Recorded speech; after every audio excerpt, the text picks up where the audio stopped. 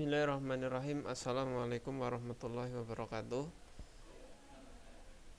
Selamat datang dan kembali kita di perkuliahan mata kuliah e-commerce di e-learning STIA Putra Bangsa. Kali ini kita membahas tentang klasifikasi e-commerce ya.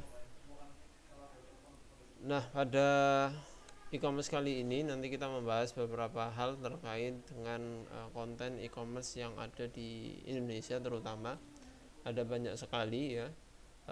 Ada Lazada, ada Shopee dan lain sebagainya. Bahkan ada Blibli.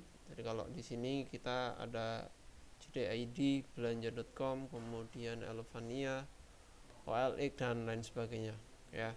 Jadi banyak sekali. Nah, di akhir nanti pertemuan pada sesi ini nanti ada pertanyaan untuk mahasiswa yang akan dijawab oleh kalian semuanya. Silakan ditonton terus sampai akhir video ini. Baik, kita langsung ke materi. Kemarin kita sudah membahas sekilas tentang e-commerce, yaitu tentang mengubah cara bisnis, cara berkompetisi, berbisnis dengan menggunakan internet. Kemudian dasar dari elektronik tersebut atau perdagangan elektronik tersebut adalah dari kecepatan transaksi dari pelanggan ke perusahaan maupun dari perusahaan ke pemasok. Ya, jadi penting sekali di sini kecepatan, terutama dalam sisi akses maupun proses pembelian dan sampai dengan barang tersebut sampai ke pelanggan.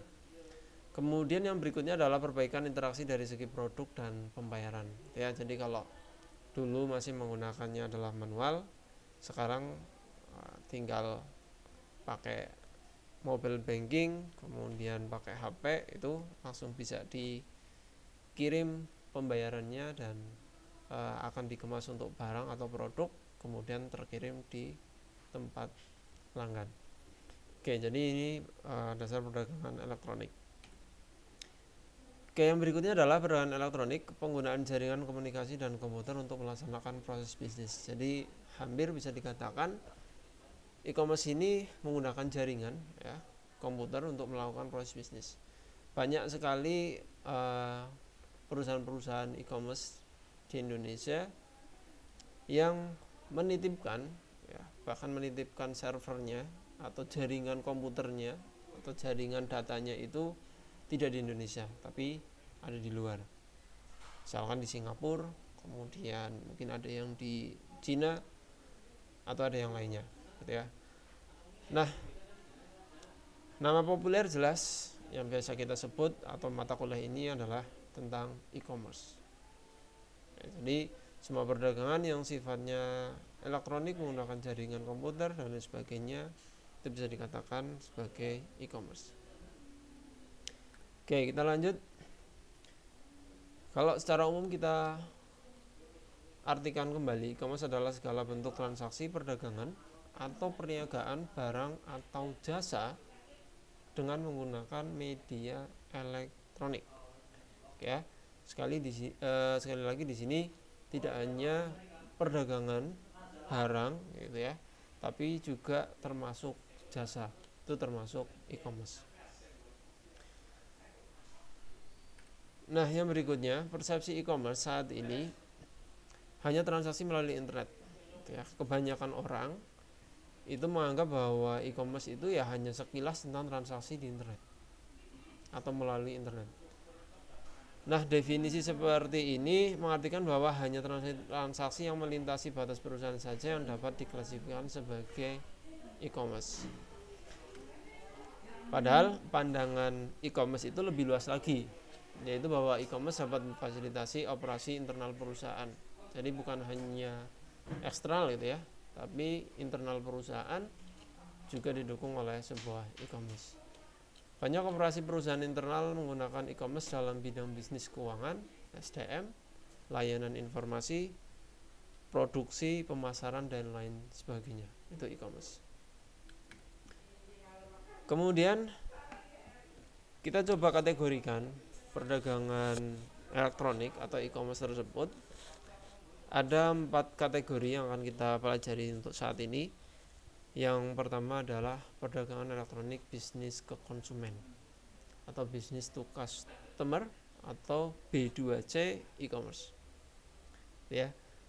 Nah, di sini sebenarnya kalian sudah bisa menerka-nerka perdagangan elektronik bisnis ke konsumen. Kira-kira apa? Ya, jadi e-commerce di mana bisnis tersebut langsung ke konsumen, pebisnis ke konsumen. Tuh, kemudian yang berikutnya perdagangan elektronik konsumen ke konsumen. Nah, kalau tadi bisnis ke konsumen, kemudian kalau sekarang adalah perdagangan elektronik konsumen ke konsumen. Kira-kira apa bisnis ke konsumen? Ya, jadi misalnya ada sebuah perusahaan, anggaplah ada toko sepatu dengan brand tertentu, misalkan Eiger. Eiger akan menjual langsung ke konsumen. Nah, dia termasuknya adalah bisnis ke konsumen. Atau Lazada yang memang punya barangnya dia sendiri, misalkan, maka dia termasuknya adalah bisnis ke konsumen. Nah, tinggal kalian menjabarkan e-commerce tersebut termasuk ke dalam kategori yang apa, kemudian dari sisi apa dikatakan kategori tersebut. Kemudian konsumen ke konsumen, kira-kira apa? Kalau yang terkenal saat ini OLX, ya. Jadi penyedia e-commerce menyediakan sebuah layanan portal, kemudian yang berdagang di situ adalah pelanggan, kemudian yang membeli juga pelanggan dari OLX. Ya, itu termasuk customer to customer. Termasuk juga Bukalapak. Ya. Kemudian ada bisnis ke bisnis. Oke, jadi ada bisnis ke bisnis. Saya contohkan sekilas, anggaplah perusahaan penerbangan seperti Garuda, ya. Seperti Garuda, perusahaan bisnis tersebut menjual tiket itu tidak secara langsung. Jadi masih dijual belikan, misalkan ada di Traveloka, ya, dan lain sebagainya. Kemudian perdagangan elektronik bisnis ke pemerintah. Ya, jadi business to government. Ya, jadi dari pebisnis itu memberikan layanan ke pemerintah. Bisa dalam bentuknya jasa maupun dari bentuknya adalah barang.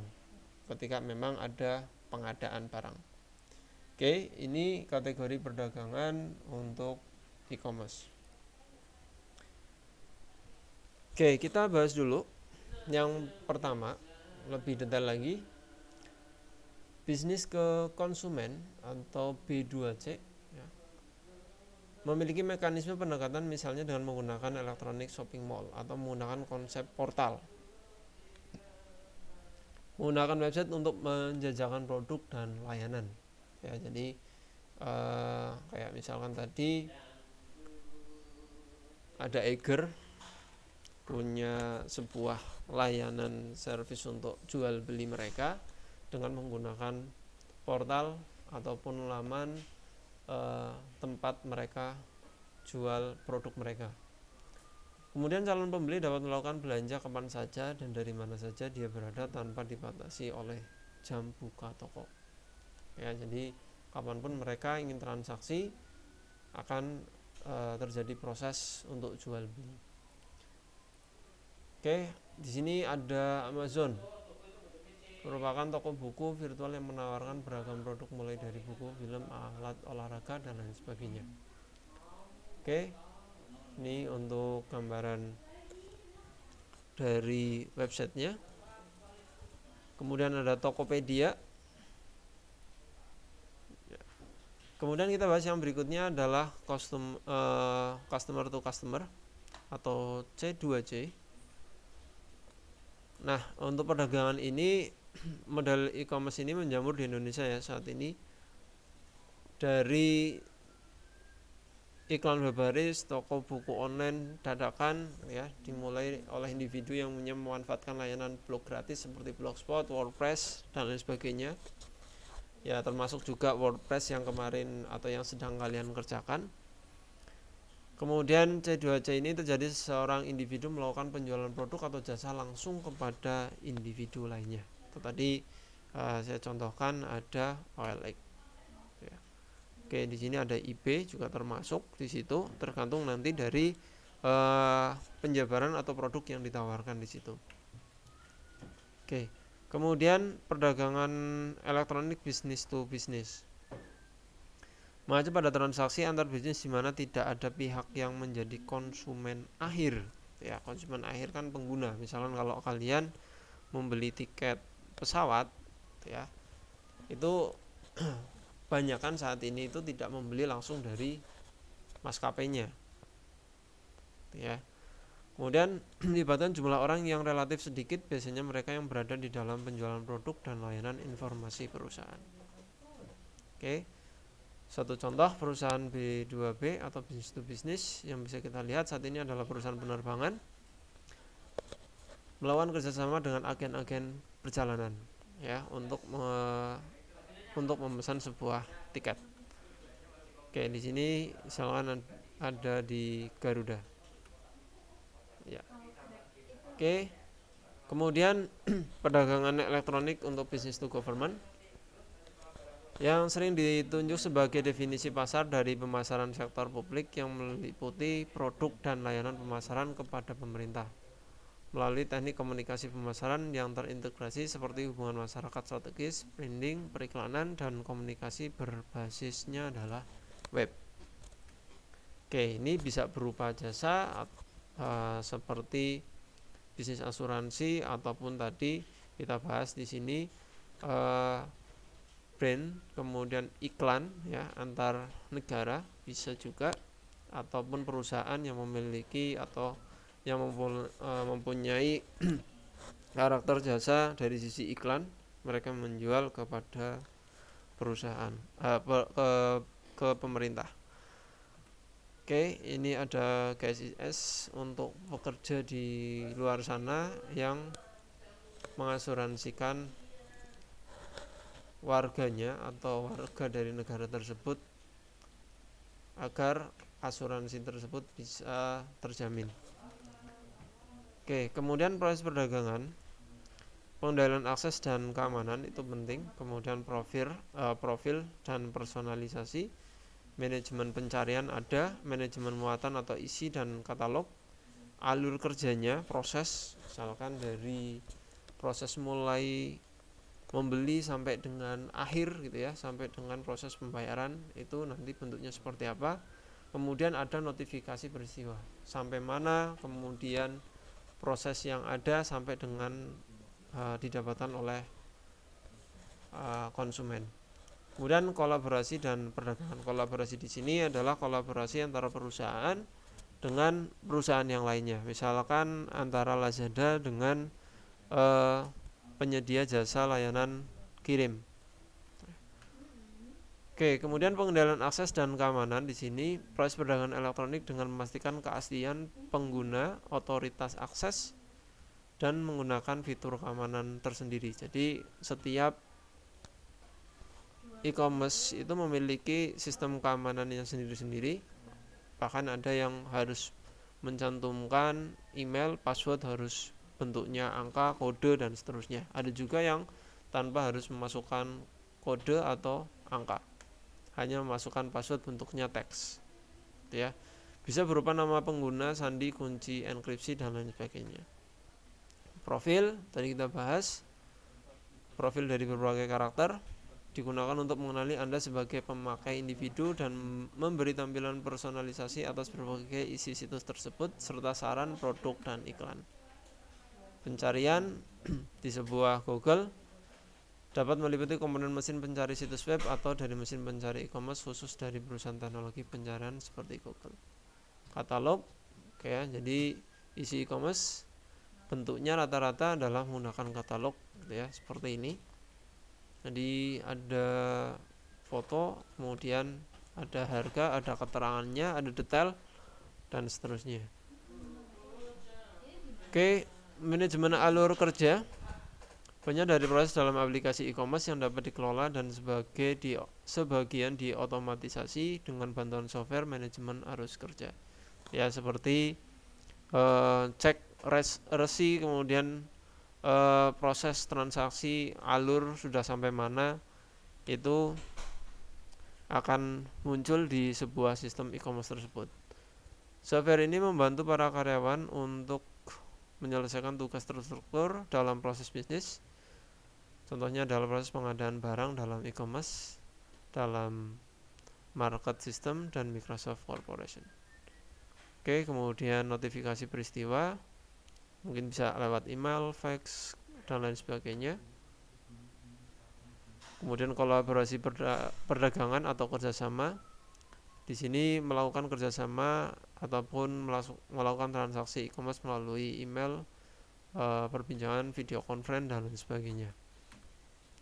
Oke, pembayaran elektronik ya.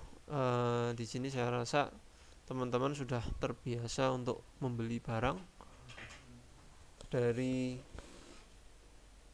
beberapa e-commerce yang ada di Indonesia dengan menggunakan transaksi seperti menggunakan internet banking atau mobile banking. Ya, jadi ini sekilas alur gitu ya. Dan setiap perbankan di sini mempunyai cara sendiri-sendiri untuk pembayaran. Begitu juga dengan e-commerce tersebut mempunyai beberapa layanan atau kolaborasi dengan perbankan, dan proses pembayarannya seperti apa, terkadang alurnya juga berbeda-beda. Oke, itu untuk pembayaran ya. Pembayaran dapat dilakukan melalui kartu kredit dan lain sebagainya, bahkan menggunakan PayPal.